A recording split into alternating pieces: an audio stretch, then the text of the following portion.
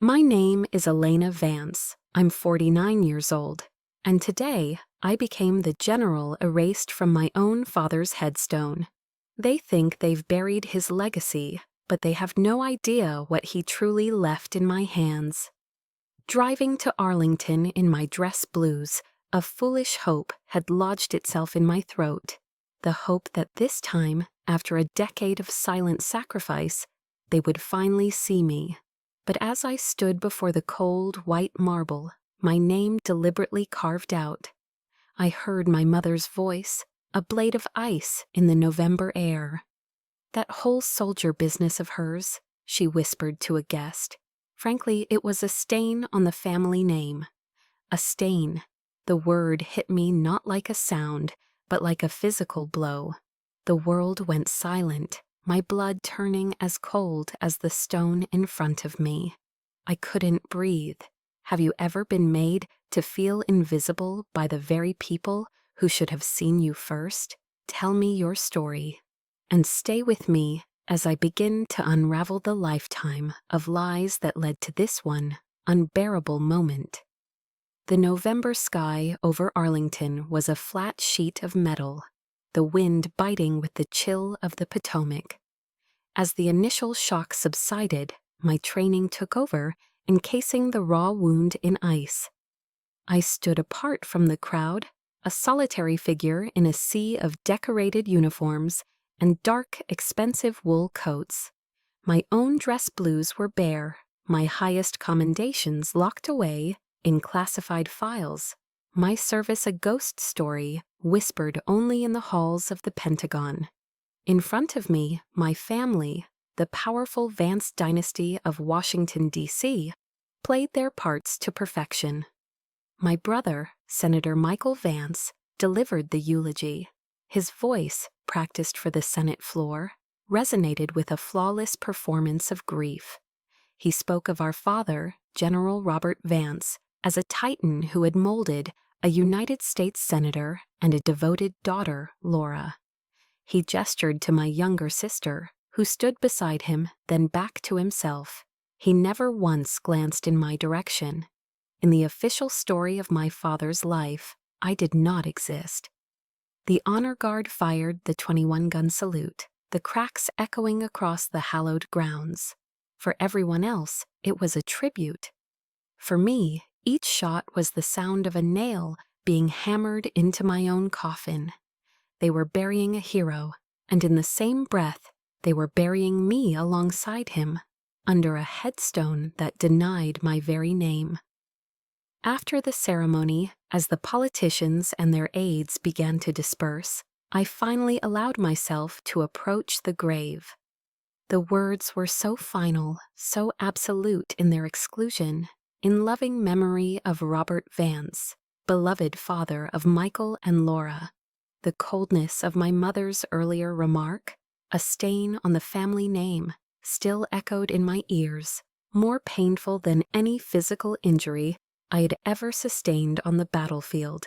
It wasn't meant to wound, it was meant to erase.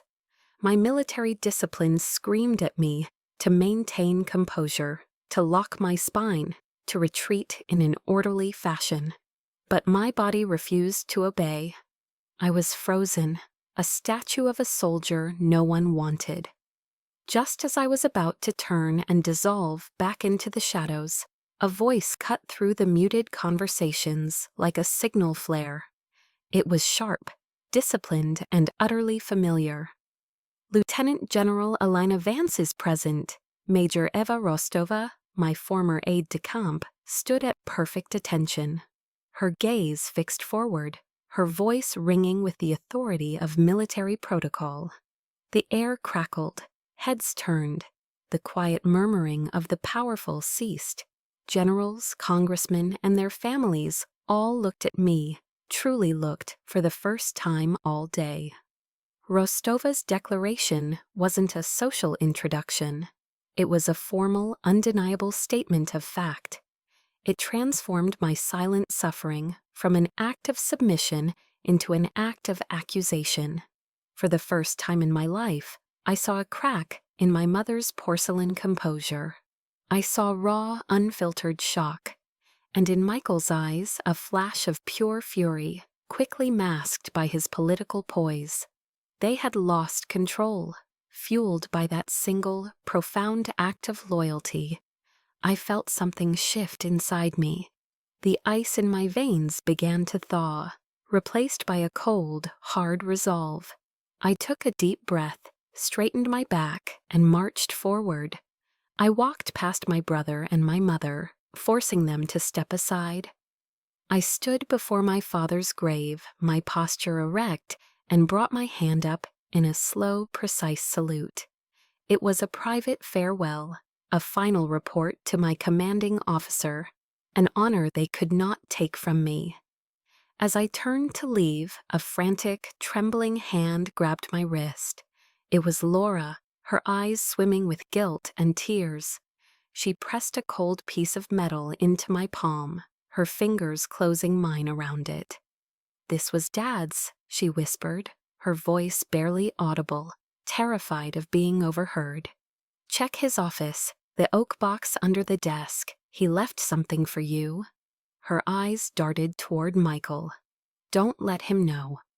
She pulled her hand back, as if burned, and disappeared into the crowd. I opened my palm. A single, old-fashioned key lay there. It was small and unassuming, but in that moment, it felt like the most powerful weapon in the world. An anchor in the storm, and the first clue in the war that had just been declared. The key Laura had given me felt heavy in my pocket, a small weight of truth in a world of suffocating lies. The Vance residence in Georgetown greeted me not as a home, but as a museum to a life I was never truly a part of. The air was thick with the sterile scent of lemon polish and the funereal perfume of white lilies, a combination my mother Cynthia favored. It was the smell of flawless presentation, of deep-seated rot hidden beneath a perfect gleaming surface. Ignoring the grand staircase and the portraits of my ancestors, staring down with cold, judging eyes, I walked straight to my father's study. I hadn't been allowed in here since I was a teenager, after I'd announced my intention to apply to West Point. Mother had called it a vulgar ambition and declared the study off limits, as if my mere presence would contaminate this masculine sanctuary of power. The old key turned in the lock with a quiet, satisfying click. The heavy oak door swung inward, releasing a breath of time held captive. The air inside was different. It smelled of my father, of old leather from his armchair, of aging paper from his countless books, of the faint, sweet aroma of the pipe tobacco he'd secretly smoke when he thought no one was looking. On the walls hung maps of campaigns I had only read about in classified briefings, photos of him with presidents, with world leaders, with men whose names were etched into the bedrock of American history. This room was his soul. It was a world my mother, with her society galas, and my brother, with his political maneuvering, could never truly enter. It was also the world they had worked so hard to keep me from. I got down on my knees, the disciplined movement of a soldier, and reached under the massive mahogany desk. My fingers brushed against the cool, familiar grain of the oak box Laura had mentioned. It was covered in a thin film of dust, a testament to how long it had been hidden, forgotten by everyone but the man who put it there. With a surge of adrenaline, I lifted it onto the desk. The lid creaked open, and inside, my breath caught in my throat. It wasn't money or state secrets. It was a treasure trove of anguish. Dozens of letters, handwritten on his personal stationery, were bundled neatly with a simple string. They were all addressed to me, letters written over a decade, but never sent. My hands trembled as I untied the string and picked up the first one. His familiar, strong handwriting blurred through the tears that instantly welled in my eyes. He wrote about his pride, a quiet, profound pride he was never allowed to express. One letter, dated 3 years ago, made a single tear fall and splash onto the yellowed page. "My dearest Alaina," it read, "I received the after-action report for Operation Sand Viper today. I knew it was you. The sheer audacity of that flanking maneuver, the precision of the strike. It had your signature all over it. I wanted to call you, to hear your voice. But your mother insisted. She said a father's sentimentality is a weakness a soldier cannot afford, and that I would only distract you from your duty." He hadn't forgotten me. He had been silenced. The pain of that realization was sharp, a different kind of wound from the public humiliation at the cemetery. This was the agony of a love that had been there all along, but had been intercepted, censored by the very woman who should have nurtured it. My mind plunged back to a Christmas morning years ago. We were all gathered by the massive stone fireplace, the fire crackling merrily, a picture-perfect family scene. Michael, home from Harvard Law, was presented with our grandfather's Patek Philippe watch. "This," my father had said, his voice full of gravity, "is for the head of the next generation." Then it was my turn. I had just returned from a brutal training exercise in the Mojave Desert, my muscles still aching. My mother handed me a crisp envelope. Inside was a check. "Buy yourself something feminine, dear," she'd said with a brittle smile. "You can't wear those dreadful combat boots forever." I remember looking at the gleaming, intricate watch on Michael's wrist, a symbol of legacy and belonging, and then at the cold, impersonal check in my hand. He was given a heritage. I was given a transaction, a way to keep me placated and at a distance. I was a warrior who bled for our country, but in their eyes I was not an heir. Shaking myself from the memory, my gaze swept across my father's bookshelf, a library of military history and political biography. My eyes landed on a worn, leather-bound collection of the works of Abraham Lincoln, its spine softened from countless readings. My father had revered Lincoln. He'd once told me, in a rare moment of shared quiet, "Almost all men can stand adversity, but if you want to test a man's character, give him power." He had been talking about Michael, I realized now. He had seen the rot setting in long ago. My fingers traced another quote he had underlined in the book, a quote that now felt like a direct order from the grave. "Character is like a tree, and reputation like its shadow. The shadow is what we think of it. The tree is the real thing." My mother and brother had spent their lives cultivating a reputation, a flawless shadow. But I, the disinherited daughter, the stain on the family name, had been forged in fire to be the tree. In the hallowed silence of my father's study, surrounded by his unspoken love and his unheeded warnings, a cold, hard certainty took root in my soul. They would not define me by the shadow they cast. I would show them what the real thing was made of. I was still holding one of my father's unsent letters, the paper warm from my touch, when the study door creaked open. The scent of my mother's Chanel No. 5 preceded her, a cloying fragrance that always felt more like armor than perfume. She stood in the doorway, her face a mask of rigid disapproval. "What are you doing in here? This is your father's private space," she said. Her tone wasn't one of a concerned mother, but of a museum curator finding a tourist in a roped-off exhibit. My voice trembled as I held up the letter. "Why?" I asked, the single word loaded with a decade of pain. "Why would you stop him from sending these?" She looked at the letter, then at me, her eyes as cold and hard as diamonds. "Because it was necessary," she stated, as if discussing a business decision. Your career, Alaina, was a potential liability. The media attention, the constant risk. It could have destroyed Michael's political career, everything your father and I built. This family needs a unified image, not some rogue hero. She spat the word hero, with a quiet, dismissive venom that cut deeper than any shout. That wasn't protection, I countered, my voice low and guttural.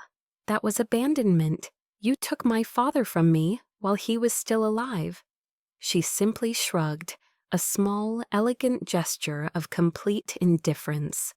You must learn to make sacrifices for the greater good, Alaina. It's a lesson you should have learned long ago. After she left, leaving only the scent of her perfume and the chill of her words behind, I sank into my father's leather armchair, feeling utterly defeated. The grief was a physical weight, pressing down on my chest. I mechanically began placing the letters back in the oak box, my hands shaking. That's when my fingers brushed against something different. At the very bottom, beneath the last letter, was an official Department of Defense envelope. Its seal faded with time. My heart began to pound against my ribs, a frantic, desperate drumbeat. I tore it open. Inside was a single document.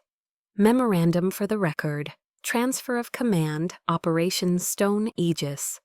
The recipient line read, Lieutenant General Alaina Vance. The date was August 2020. It was undeniable proof. My father had not only been proud of me, he had officially chosen me as his successor for a top-secret counter-terrorism and intelligence operation. But it was the signature block at the bottom that made the air leave my lungs. There were two signatures. The first, bold and familiar, was that of General Robert Vance. The second, neat and precise, under the line for Senate Oversight Committee review, was that of Senator Michael Vance. My brother, he knew he had signed off on it, and then he had buried it. The world tilted on its axis. This was no longer a story of a mother's cruel favoritism or a family's embarrassment. This was a calculated act of betrayal, a conspiracy orchestrated by the one person I had protected from schoolyard bullies, the person whose ambitions I had always, from a distance, respected. He hadn't just stolen my legacy, he had stolen my command, my honor, and in doing so, had potentially compromised national security for his own gain. I stared at his signature, so clean and confident. Every stroke of the pen was a separate, deliberate stab in the back. The sorrow in my heart froze, hardening into a glacier of pure, cold rage. I had fought enemies across the globe, but the most dangerous one of all was sitting in the U.S. Senate, sharing my blood.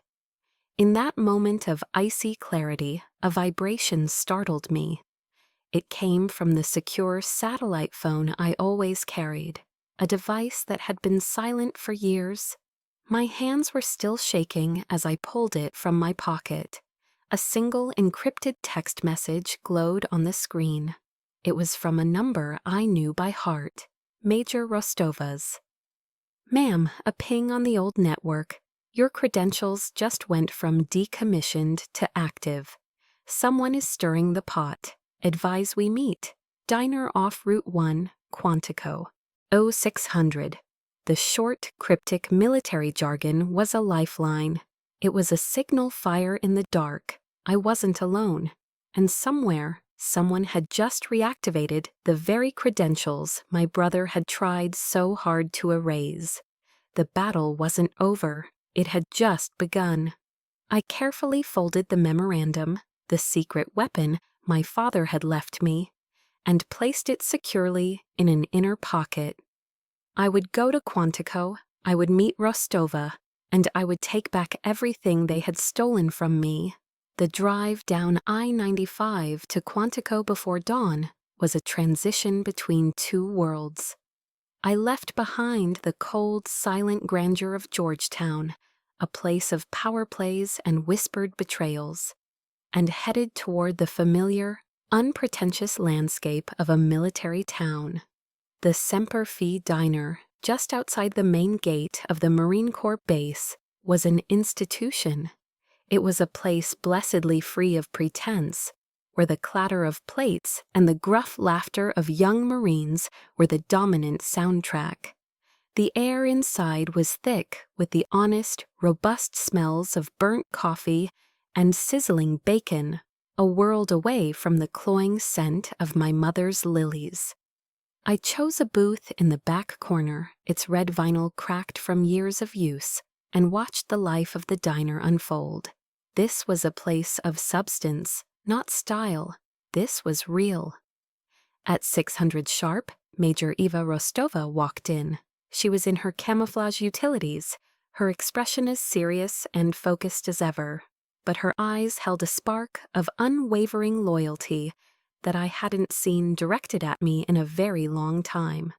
She placed a ruggedized military laptop on the table with a quiet thud and sat down opposite me. There were no flowery greetings, no awkward small talk, just a respectful nod.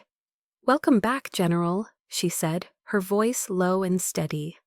Just those 3 words, spoken with such simple, profound respect for my rank and my position, were worth more than a lifetime of the hollow pleasantries I had endured at my family's estate.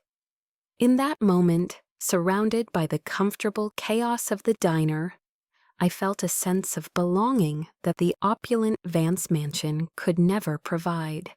This, among soldiers, was where I was home. Rostova looked me straight in the eye, her gaze unflinching. "Ma'am, there's something I have to say. My years serving under your command were the proudest of my career. You taught all of us what real leadership is, what honor actually means. When they scrubbed your name from the official reports, the entire unit was furious. We weren't allowed to speak up, but we never forgot. You were and are our commander." Her words were direct, unadorned, and they washed over me like a warm current, thawing the glacier that had formed around my heart. I had never heard anything remotely similar from my own blood. To them, I was a liability, a stain. To Rostova, to my soldiers, I was a leader. For the first time in a decade, I felt something I had long ago given up on. I felt seen. I simply nodded, unable to speak, past the lump forming in my throat. She seemed to understand, giving me a moment before turning to the laptop. She powered it on, the screen glowing in the dim morning light. When your credentials were reactivated, it created a loophole. I was able to access a fragment of the stone Aegis system logs before they shut it down again. "Look at this, ma'am." On the screen was a command line entry, cold and digital. My name, Lieutenant General Alaina Vance, had been entered as the succeeding commander, the timestamp matching the date on my father's memorandum perfectly. But just 24 hours later, another entry appeared, a manual override. The originating authority was listed in stark damning text, Oversight Senate M. Vance, Michael. He hadn't just allowed my name to be buried, he had taken the shovel and dug the grave himself. Rostova then pointed to a small attached annotation, a note that made my stomach clench. It read, "Subject non-compliant, high risk, recommend permanent decommissioning." My own brother had not only erased me, he had formally recommended that I be neutralized. A waitress, an older woman with kind eyes and a silver bun, appeared at our table. "What can I get for you girls?" she asked with a warm, genuine smile. I ordered the classic American breakfast, 2 eggs over easy, bacon and white toast. We ate mostly in silence, but it was a comfortable silence, a silence of shared purpose, not of cold distance. It was the silence of 2 soldiers studying a map before a battle. When the check came, I reached for my wallet, but Rostova's hand covered mine. "I've got this, General," she said firmly. "You took care of us for years. It's our turn now." That small gesture, a simple breakfast paid for by a loyal subordinate, held more genuine care and warmth than all the checks my mother had ever written me. In that greasy spoon diner, over a plate of eggs and bacon, I had my first real family meal in 10 years. As she gathered her things, Rostova paused. "That note, decommissioning, it was co-signed by Gunnery Sergeant Leo Nash, your former right-hand man. He took an early medical retirement right after. He's the loose end, ma'am. He's the one Michael had to pay off." She looked at me, her promise clear. "I'll find him, General. Wherever he is, I'll find him." I had traded the Georgetown mansion for a sterile motel room off Route 1, a cheap place smelling faintly of disinfectant and stale smoke. It was here, surrounded by the digital ghosts of Michael's conspiracy on Rostova's laptop screen, that my phone rang. Michael's name flashed on the screen, a name that now felt foreign and hostile. I let it ring twice, a small act of defiance before answering. "Alaina," his voice was sickeningly smooth, the practiced warmth of a politician canvassing for votes. It was the same tone he used when charming donors and kissing babies. "I heard you put on quite a show at Arlington. Mother is very upset. Why are you doing this? We're a family." I said nothing, letting the silence stretch, forcing him to fill the void. The audacity of him invoking the word family after literally erasing me from stone was breathtaking. It was a word he used not as a bond, but as a cage. He continued, undeterred by my silence. "Look, I know you're hurting. Of course you are. But let's be rational. Come home. I can arrange an honorary advisory position at the DoD. A prestigious title, good salary, low stress, something respectable. It's what Dad would have wanted, for us to be united, for you to be taken care of." A wave of nausea rolled over me. He wasn't offering reconciliation, he was offering a bribe, packaged as concern. A comfortable, gilded cage to keep me silent and sidelined. A pension for my erased career. "I don't need your pity, Michael," I said, my voice colder than I intended. "I need the truth." He laughed, a dry, humorless sound that scraped against my ear. "The truth? Dear sister, in this city, the truth is whatever those in power decide it is. And you are not in power." He hung up. The call left a bitter taste in my mouth, but it also crystallized my resolve into something hard and sharp. If Michael thought a cushy desk job could buy my silence, he had severely underestimated the sister he'd spent a lifetime ignoring. "He's scared," Rostova said, looking up from her laptop, her expression grim. "And we're about to find out why." We dug deeper, following the scent of money.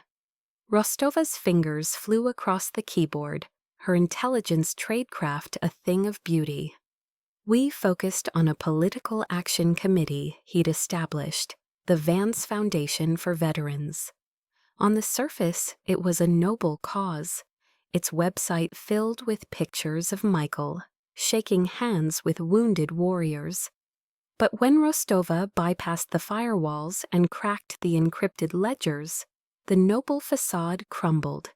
Millions of dollars, donated in good faith by patriotic Americans, were being systematically funneled from the pass into an offshore shell corporation with a deliberately untraceable name.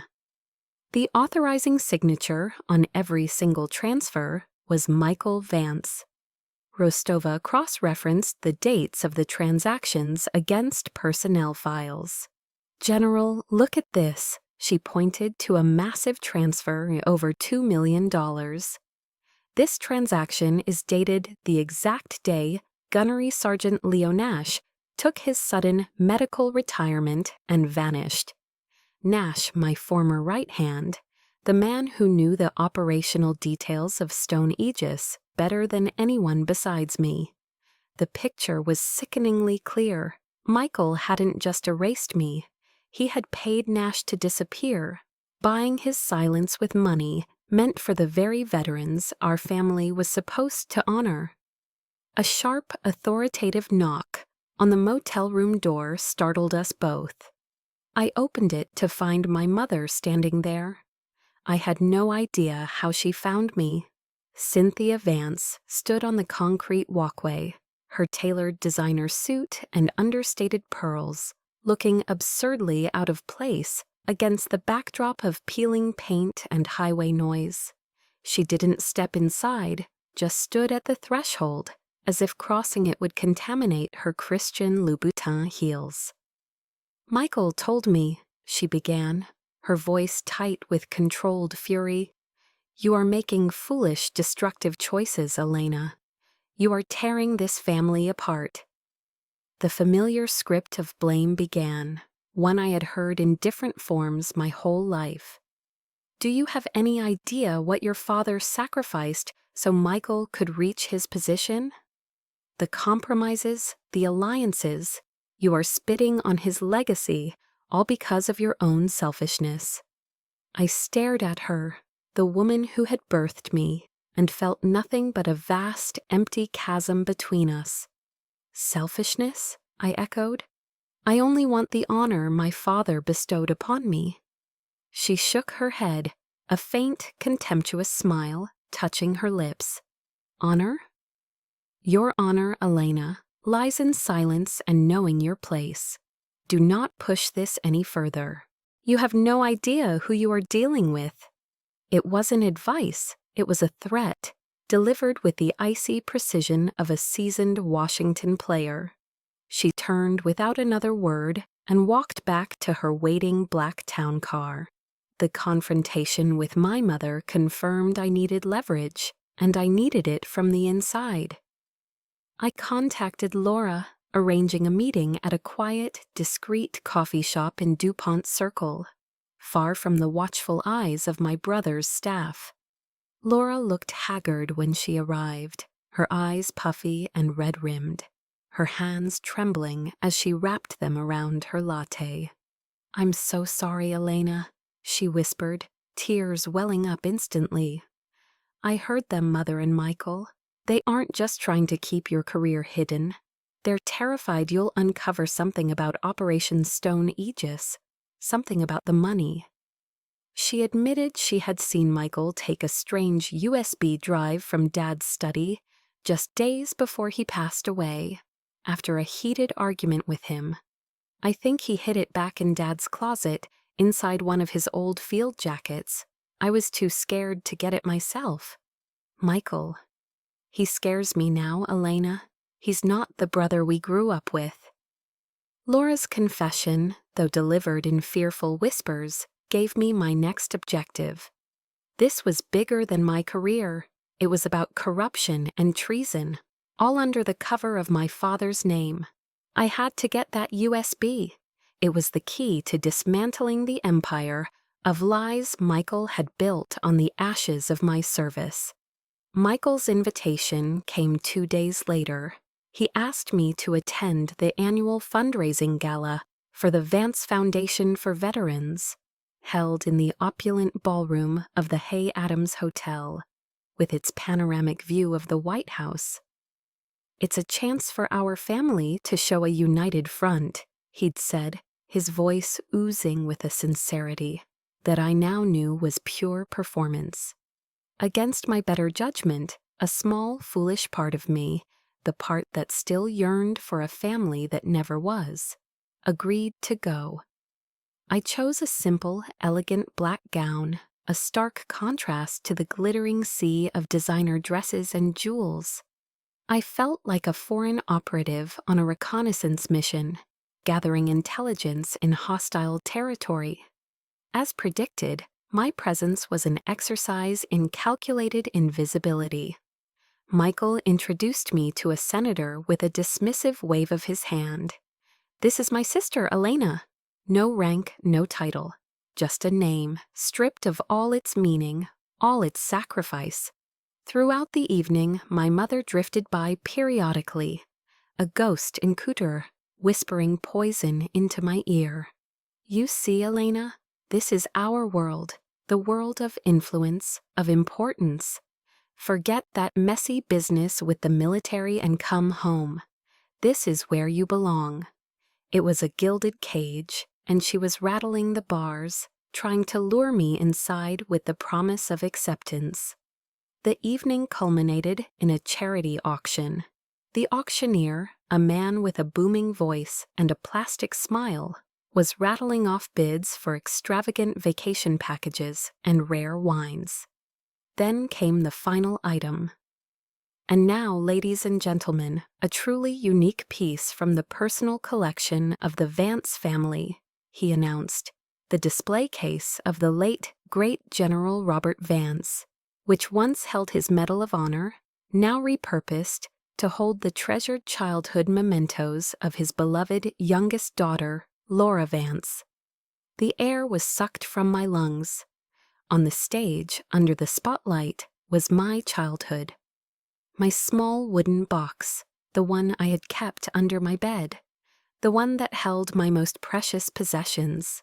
Faded photos of my father and me before he became a famous general, a worn-out rag doll, and most importantly, the small brass compass he had given me when I was 10. So you'll always find your way home, he had said. They hadn't just erased my name from his headstone. They were auctioning off my history, replacing my identity with Laura's, rewriting the past to fit their perfect narrative. And Michael, my brother, stood on that stage, smiling proudly, as if this desecration were a noble act of charity. I couldn't breathe.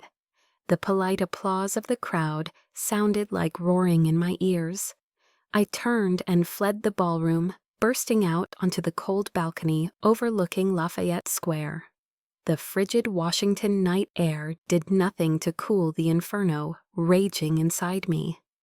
I had endured the dismissiveness, the neglect, the quiet betrayals. But this public auctioning of my soul, was a declaration of war. I gripped the cold iron railing, feeling utterly and completely alone, a ghost haunting my own life. In that moment of absolute despair, a verse my mother used to read to me before she decided my faith was as inconvenient as my career echoed in my mind. Yea, though I walk through the valley of the shadow of death, I will fear no evil, for thou art with me. A bitter laugh escaped my lips. I was no longer walking through the valley. I was the valley, I was the shadow, and I was done fearing evil. I was about to become it. The time for defense was over. I pulled out my secure phone, my fingers steady and sure. I sent an encrypted message to Rostova. 2 words, commence operations now. I turned to walk back inside, my face a mask of cold fury. Michael intercepted me at the door, his smile faltering as he saw my expression. "Where are you going? You'll make a scene," he hissed, his voice an authoritative command.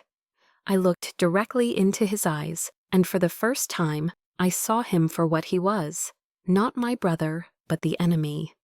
"I'm going to get back what's mine," I said, my voice eerily calm. "You and Mother should enjoy the rest of your evening. It will be your last peaceful one for a very long time." The smug confidence vanished from his face, replaced by a flicker of genuine fear. He saw something in my eyes he had never seen before. Not pain, not submission, but the cold, hard resolve of a general about to launch an all-out assault. I turned my back on him and walked away, leaving him standing alone in the glittering, hollow world he had built. What was the final straw for you? The one moment that made you say, "Enough is enough"? Share that moment of courage in the comments below. The flimsy walls of the motel room seemed to fade away, replaced by the familiar, focused atmosphere of a tactical operations center. The cheap bedspread became our planning table, covered with a satellite map of the Vance estate that Rostova had procured. Dressed in tactical black from head to toe, I felt the familiar adrenaline begin to course through my veins. Not the hot, chaotic anger from the gala, but a cold, clean fire of pure purpose. This was my element. Grief and betrayal were foreign territories, but this, a mission, a target, a plan, this was home. "Talk to me, Rostova," I said, my voice crisp. "The estate's security system is civilian grade, but top of the line," she reported, her fingers flying across the keys of her ruggedized laptop. 4 peripheral cameras covering the main approaches, 2 motion sensors in the downstairs central hallway. Standard stuff. But Michael got arrogant. She pointed to a section on the map. The West Wing. It's the old part of the house, where the servants' quarters used to be. The wiring for the alarm system there is outdated, and there's a single blind spot. A window to an old storage room on the ground floor. He's a senator living in one of the most secure neighborhoods in D.C. The last thing he expects is a Black Ops-style infiltration from his own sister. I nodded, a grim smile touching my lips. I remembered my father quoting General Patton, "Prepare for the unknown by studying how others in the past have coped with the unforeseeable and the unpredictable." Michael had planned for every political contingency, every media attack. He never planned for me. Under the cloak of a moonless D.C. night, I moved through the manicured gardens of my childhood home like a ghost. Every shadow was an ally, every rustle of leaves a potential threat I had already accounted for. Through a small, secure earpiece, Rostova was my eyes and ears.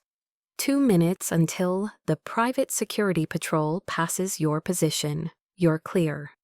I reached the blind spot, the storage room window. A quick, practiced move with a specialized tool, and the lock disengaged with a barely audible click. I slipped inside, landing silently on the dusty floor. The air was thick with the scent of mothballs and forgotten memories. I navigated the darkened hallways, my steps silent on the polished hardwood floors where I once ran as a child. Every creak of the old house was a ghost whispering in my ear. This home, once a symbol of both comfort and pain, was now simply enemy territory, a battlefield. I reached my father's walk-in closet, a space larger than my entire motel room. Laura's tip had been a gamble, but it was the only one I had. I ran my hands through the rows of his old uniforms and tweed jackets, the scent of his cologne still faintly clinging to the fabric.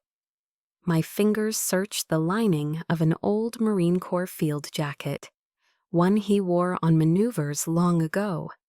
And then I felt it, a small, hard rectangle sewn deep into an inner pocket, the USB drive. Objective secured. Back in the anonymous safety of the motel, the real battle began. I plugged the USB into Rostova's heavily encrypted laptop. It was a single password-protected file, Contingency V. It took Rostova less than a minute to bypass the encryption. What appeared on the screen was not just a plan, it was a character assassination, drafted with the cold, methodical precision of a corporate takeover. It was Michael's playbook to systematically destroy me. Step 1. Leak falsified psychiatric evaluations to key military contacts, suggesting I suffered from severe, undiagnosed PTSD. Step 2. Use his oversight authority to reroute intelligence reports, minimizing my successes and exaggerating minor operational frictions. Step 3. Formally petition to have me honorably but permanently decommissioned, citing concerns for my mental stability and the integrity of Operation Stone Aegis. But the final page, the final directive, was what made the blood in my veins run cold. It was a single sentence, highlighted in red, a command to an unknown subordinate. Neutralize V before Phase 4 commences. All means necessary. Neutralize. In the world I came from, that word was a chilling euphemism. It didn't just mean to remove from a post. It could mean to remove from the board entirely, permanently. This was no longer just about my career, my honor, or my father's legacy. My brother had, in writing, sanctioned my death. Phase 4, I said, my voice a strained whisper. What is Phase 4, Rostova? Her fingers danced across the keyboard again, her face illuminated by the screen's glow. It's buried deep, ma'am, but I'm getting fragments. It looks like an illicit arms deal. Michael is using the logistics and cover of Stone Aegis to facilitate the sale of advanced weaponry to an unsanctioned foreign power. The money trail from the pack, the shell corporations, it all leads here. He isn't just burying your father's legacy, he's using it as a shield to commit treason. Everything clicked into place. The lies, the money, the secrecy. The reason he couldn't afford to have me in command. But a digital file, no matter how damning, could be dismissed as a fabrication. I needed a human source, a voice of unimpeachable integrity. There's only one person, I said, the decision forming as I spoke. Only one person Dad trusted enough to see the whole picture. I looked at Rostova, my expression hard as steel. Find me Colonel Frank Gallagher, retired. He was my father's best friend, his confidant. Find him now. This battle needed more than a thumb drive. It needed a soul. It needed a voice of truth. The directive I gave Rostova was simple. Find Colonel Frank Gallagher. Within hours, she had a location. He was living off the grid, tucked away in a small log cabin, deep in the Blue Ridge Mountains of Virginia. It was a classic move for a career soldier weary of the world, trading the suffocating politics of Washington for the clean, quiet embrace of nature. The drive took hours, the sleek highways of the D.C. Beltway giving way to winding country roads. The air grew cooler, cleaner, smelling of pine and damp earth, as I climbed higher into the mountains, forests ablaze with the fiery colors of late autumn. The oppressive tension that had coiled in my shoulders for days began to loosen, just slightly. This was a world away from the lies and ambition that had defined my life. I found his cabin exactly as Rostova had described it, a plume of smoke rising from a stone chimney, a clear, fast-running stream nearby. And there, standing midstream in a pair of waders, was Frank Gallagher. His arm moved with the fluid, practiced grace of an expert fly fisherman, casting his line into the churning water. He was my father's closest friend, the man he trusted more than anyone, including his own son. If the truth still existed somewhere on this earth, it was with him. He saw my car pull up and slowly reeled in his line, his movements deliberate and weary. He didn't seem surprised, just resigned. As he trudged out of the water, I saw that the years had been hard on him. His face was a roadmap of worry, his shoulders slumped with a weight that had nothing to do with age. "Alaina," he said, his voice raspy, "I've been wondering when you'd find your way up here." Inside his cabin, the air smelled of wood smoke and old books. We sat in worn leather armchairs by a crackling fire, a bottle of fine Kentucky bourbon on the table between us, the same kind he and my father used to share. I laid out the facts, my voice calm and measured, presenting the case as I would in a briefing. He listened in silence, staring into the flames, swirling the amber liquid in his glass. But when I asked him about Stone Aegis, about Michael's involvement, a wall went up. "That's all in the past, Alaina," he said, his gaze shifting away from mine. "Your father is gone. Let it rest." A cold knot of despair tightened in my stomach. Not him, not Frank. If even he, the most honorable man I knew besides my father, had chosen silence, then I truly was alone. "Rest?" I shot back, my voice sharp with disbelief. "How can he rest, Frank? They erased my name from his gravestone. They auctioned off my childhood for charity. My brother is using our father's legacy as a cover for treason. That's not rest, that's desecration." My words hung in the air between us. He let out a long, shuddering sigh, the sound of a man defeated. I pressed my advantage, placing the transfer of command memorandum on the table. The one with Michael's signature. Frank stared at it, his knuckles white as he gripped his glass. The wall crumbled. "That son of a bitch," he whispered, the words filled with years of pent-up rage. Finally, he looked at me, his eyes filled with a deep, profound shame. And the story came tumbling out. Years ago, my father's health had begun to fail. In a classified meeting of the Senate Oversight Committee, Michael had shown up, invoking his father's name, claiming to act on his authority. He'd argued that my maverick tendencies and aggressive posture made me a liability. He'd painted a picture of a volatile female general, too emotional to handle the delicate intricacies of stone Aegis. With my father too ill to refute him, Michael had pressured the committee, twisting reports, fabricating concerns, and convincing them that sidelining me was my father's own wish for the stability of the operation. "I fought him on it," Frank said, his voice thick with regret. "I told them it was bullshit. I told them you were the most capable officer we had. But I was just a colonel, Alaina. He was a senator. He was the general's son. They listened to him." The pain of his powerlessness was etched on his face. He had been outmaneuvered in a battle of politics, not principles. "I know my word isn't enough to go against a sitting senator," he continued, his resolve hardening.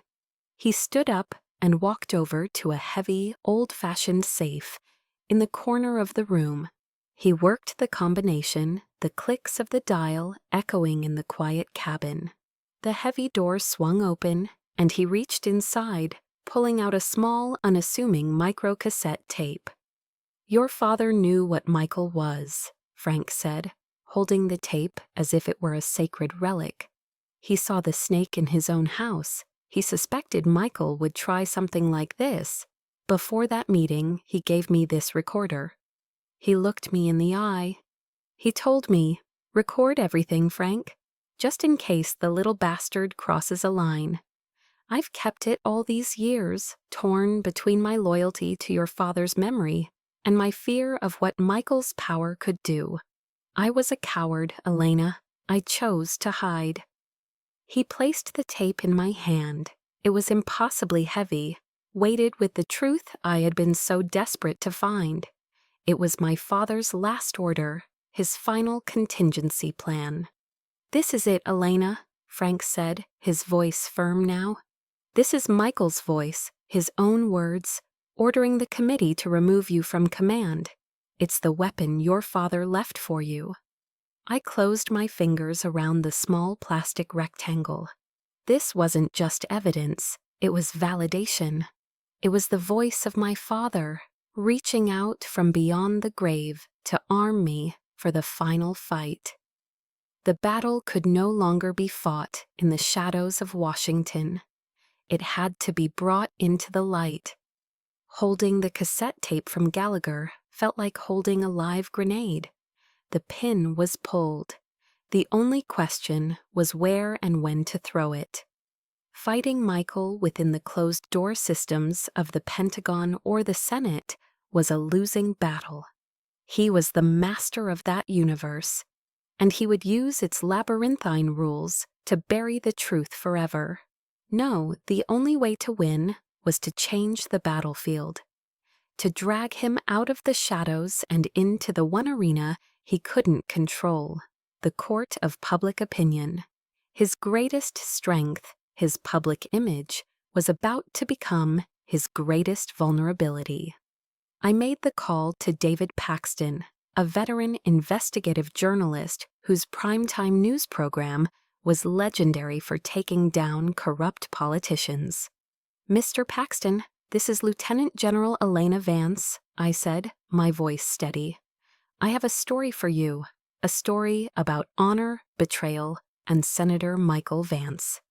There was a stunned silence on the other end of the line, followed by the palpable excitement of a journalist who knows he's just struck gold. "General," he said, his voice charged with energy, "we'll clear the schedule for you." Before heading to the studio, I stood before the mirror in my motel room. I wasn't wearing my uniform. I was wearing a simple, dark blue dress, professional, serious, and civilian. This wasn't a military operation anymore. This was personal.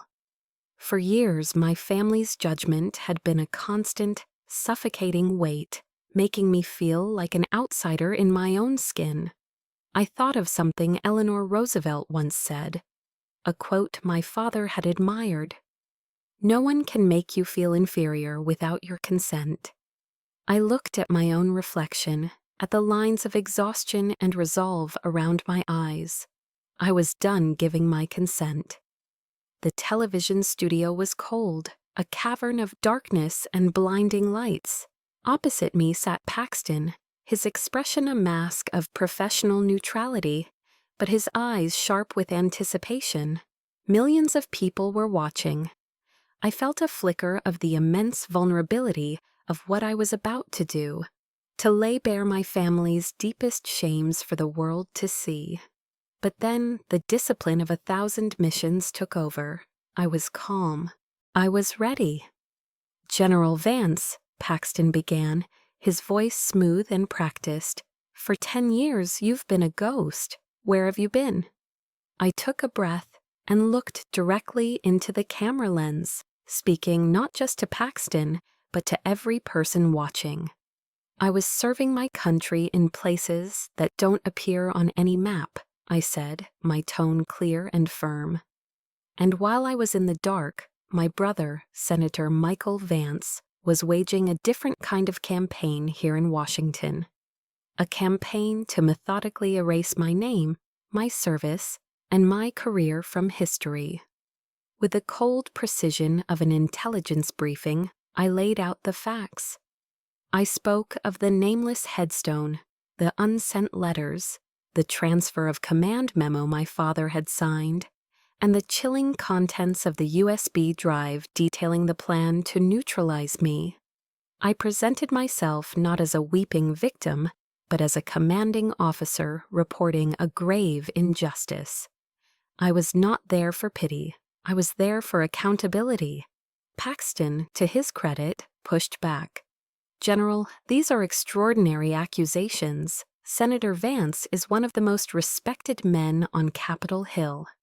"I know," I replied, my voice unwavering, "which is why I didn't come here with just my word."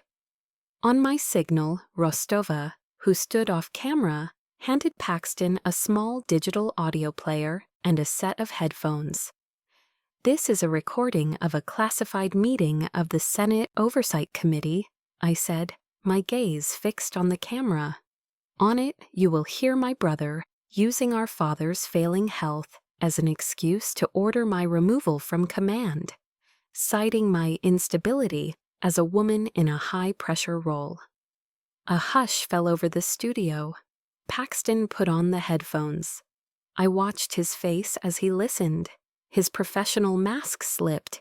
His eyes widened in disbelief, then narrowed in anger. He pulled the headphones off, his face pale with shock. "My God," he whispered, forgetting for a moment that he was on live television. That's his voice." The interview detonated a political firestorm. The network's phone lines lit up. On social media, the hashtag YourVanceTruth exploded. trending worldwide within minutes. News vans swarmed Michael's office on Capitol Hill. My story was no longer a private pain, it was a national scandal.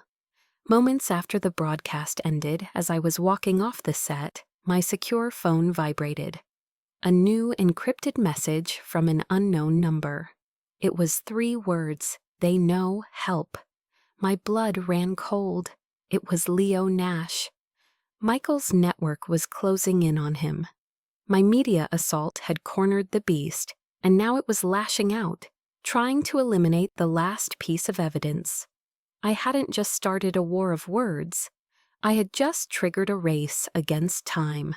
I immediately called Rostova. "Get a location on Nash, now, we're going to get him out." The rescue of Gunnery Sergeant Leo Nash was a swift, silent operation, executed with the precision of a military raid. With the help of Rostova and 2 retired Marine raiders, loyal to my father's memory, we hit the suburban Maryland safe house just after midnight. Michael's hired muscle were amateurs, easily neutralized. We found Nash in the basement, terrified and chain-smoking, his face pale in the light of a single bare bulb. He didn't hesitate. He thrust a heavy-duty external hard drive into my hands. "It's everything," he stammered, his voice hoarse with fear. The original, unredacted logs for Stone Aegis. Every transfer, every illegal order. He doesn't know I kept a triple redundant copy. With the final, irrefutable piece of evidence in my possession, we were ready for the final battle. We were ready for the Senate.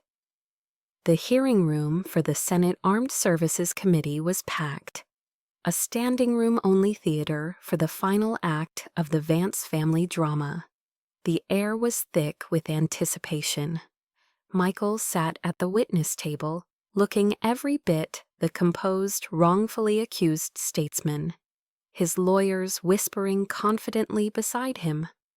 I walked in and took my place opposite him. That morning, in a quiet ceremony at the Pentagon, the Secretary of Defense had personally pinned every medal I had earned back onto my dress blues uniform. I was no longer a ghost. I was a 3-star general of the United States Marine Corps, and I had come to reclaim my honor. I began my testimony not with accusations, but with the words from my father's last unsent letter, my voice clear and steady. Then, piece by piece, I built my case. The memorandum, the PAC's financial records, the contingency V plan from the USB drive. And finally, the original, untampered logs from Nash's hard drive, displayed on the large screens for all to see. Michael's defense was predictable and slick. He dismissed everything as the vengeful fantasies of a bitter, unstable sister jealous of his success. He painted me as a woman scorned, lashing out at the family that had tried so hard to protect me. But I had saved the kill shot for last. "I request permission to play one final piece of evidence," I said to the committee chairman.